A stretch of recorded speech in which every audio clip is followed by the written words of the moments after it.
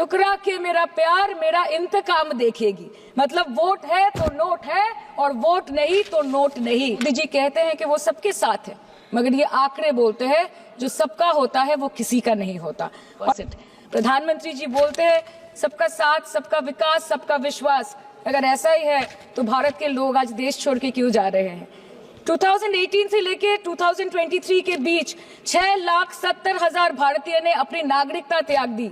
सिर्फ 2022 में ये संख्या करीबन 2,25,000 की थी। मोदी जी ने हर साल 2 करोड़ नौकरी का वादा किया था, अर्थात 10 साल में 20 करोड़ नौकरी। उन नौकरियों का क्या हुआ, उन वादे का क्या हुआ? मैं बस उन्हें यही कह पाती हूँ कि पत्ते तो झड़ते हैं, उठाता है कोई कोई, वादे तो सभी करते हैं, निभाता है कोई कोई। सर, इनके बुलडोजर के चलते मैडम भारत के लोग सवाल पूछना भूल गए और भारत की जनता आजकल इतनी भूखी है कि खाने को धोखा भी खा लेती है। मैडम, भारत में एक मिडिल क्लास जो 1 साल पहले एक वेजिटेरियन थाली 100 रुपए में खाता था, आज वही वेजिटेरियन थाली 152 रुपए की हो गई। टमाटर की कीमत 247% बढ़ गई, आलू की कीमत 180%, लहसुन 128% और तेल, नमक, आटा, मैदा 18%। पहले आम आदमी पॉकेट में पैसा लेके बाजार जाता था और थैली भरकर सामान लाता था, लेकिन अमृत काल में आदमी थैली भरकर पैसा लेके जाता है और पॉकेट में आलू, टमाटर, प्याज लेके घर वापस आता है। सर, माननीय वित्त मंत्री ने पहले कहा था कि बहुत हो गई महंगाई की मार, अब की बार मोदी सरकार। और आज आपके उधार की वजह से हर हिंदुस्तानी पर 1.25 लाख का बोझ चढ़ गया और आप उनकी मजबूरी को अपनी ताकत समझते हैं। अंतरराष्ट्रीय समस्या है तो विश्व गुरु, विश्व बंधु इस अंतरराष्ट्रीय समस्या का समाधान क्यों नहीं कर पा रहे? आप देख रहे हैं दर्पण 24 न्यूज, मिथिला का विश्वसनीय न्यूज नेटवर्क। सर, इनके बुलडोजर के चलते मैडम भारत के लोग सवाल पूछना भूल गए और भारत की जनता आजकल इतनी भूखी है कि खाने को धोखा भी खा लेती है। मैडम, भारत में एक मिडिल क्लास जो 1 साल पहले एक वेजिटेरियन थाली 100 रुपए में खाता था, आज वही वेजिटेरियन थाली 152 रुपए की हो गई। टमाटर की कीमत 247% बढ़ गई, आलू की कीमत 180%, लहसुन 128% और तेल, नमक, आटा, मैदा 18%। पहले आम आदमी पॉकेट में पैसा लेके बाजार जाता था और थैली भरकर सामान लाता था, लेकिन अमृत काल में आदमी थैली भरकर पैसा लेके जाता है और पॉकेट में आलू, टमाटर, प्याज लेके घर वापस आता है। सर, माननीय वित्त मंत्री ने पहले कहा था कि बहुत हो गई महंगाई की मार, अब की बार मोदी सरकार। और आज उनके विचार में inflation is an international problem, महंगाई एक अंतरराष्ट्रीय समस्या है तो विश्व गुरु, विश्व बंधु इस अंतरराष्ट्रीय समस्या का समाधान क्यों नहीं कर पा रहे हैं? Ma'am, 74% of Indians are unable to afford a healthy diet. The household savings have plunged to a 50-year low. Around 48% of the households in this country are facing a financial crisis क्योंकि उनका खर्चा उनकी कमाई से ज्यादा है। The economic inequality in India is a 100-year high. The country's GDP growth rate for the second quarter 24-25 decreased to 5.4%, which is the lowest in 2 years. The government's total debt has reached a staggering 176 lakh crore and the total debt is expected to soar up to 185 lakh crore by the end of the financial year.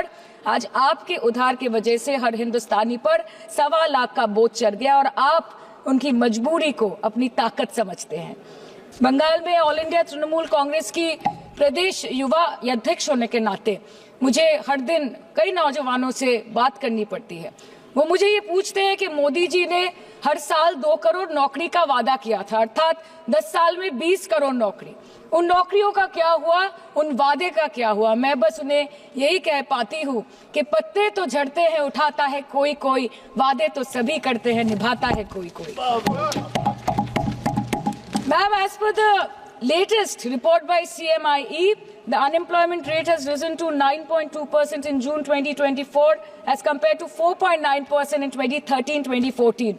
Female unemployment rate is much higher at 18.5% in June 2024 as compared to 7.7% 2013-14. Around 37% of working women are unpaid. In rural areas, this figure is at a horrific 43%. प्रधानमंत्री जी बोलते हैं सबका साथ, सबका विकास, सबका विश्वास। अगर ऐसा ही है तो भारत के लोग आज देश छोड़ के क्यों जा रहे हैं? 2018 से लेके 2023 के बीच 6,70,000 भारतीय ने अपनी नागरिकता त्याग दी। सिर्फ 2022 में ये संख्या करीबन 2,25,000 की थी।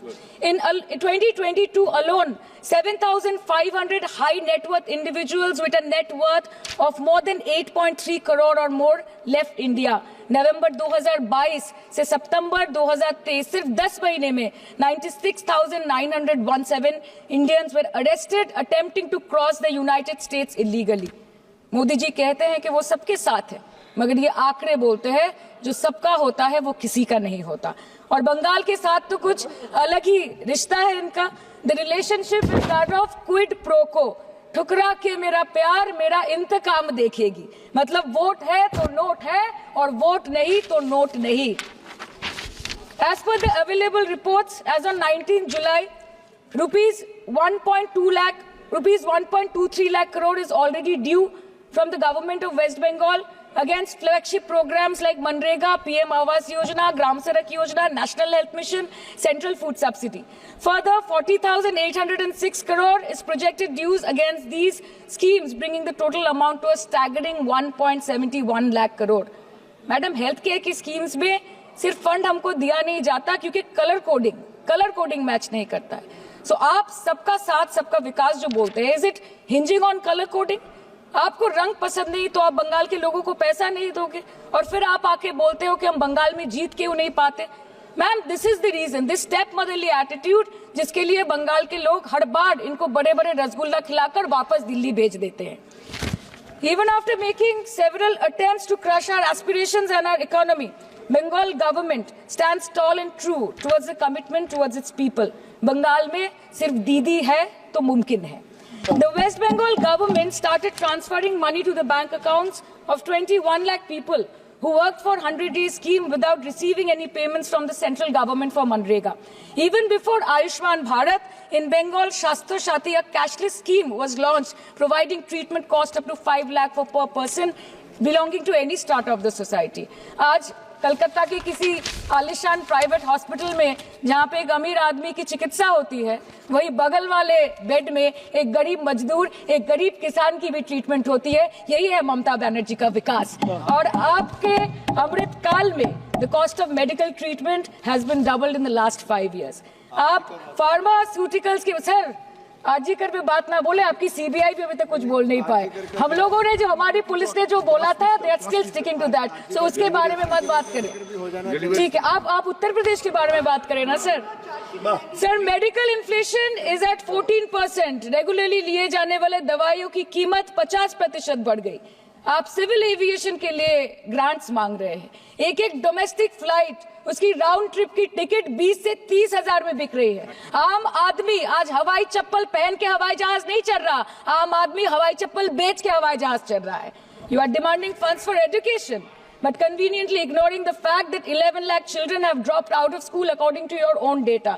आज भारत में सिर्फ 47.51% स्कूलों के पास कंप्यूटर की फैसिलिटीज है और उसमें 33% के पास internet connection. In law and justice, you have not been able to provide legal aid to more than 1% of the eligible population. In public enterprises, 5.1 lakh public sector jobs have disappeared in the last 10 years. Railway में करीबन 2.5 lakh post बाकी हैं और उसमें से vacancy है in critical safety categories. नए भारत में आजकल ट्रेन पटरी के ऊपर कम और पटरी के बाहर ज्यादा चलती है।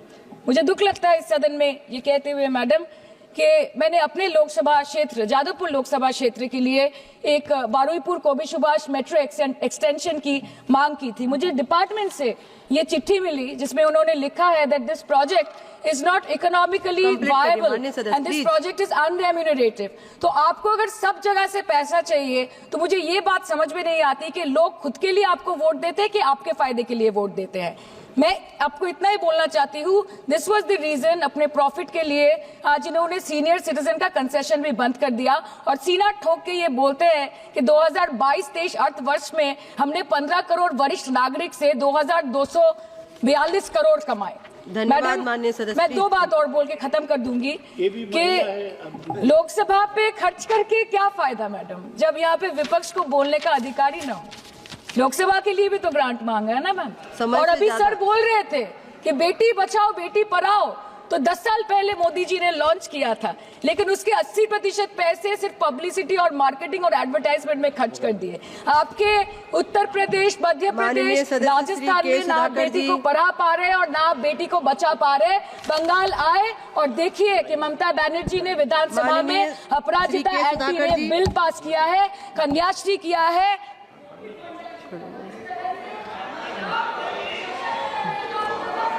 Thank you madam.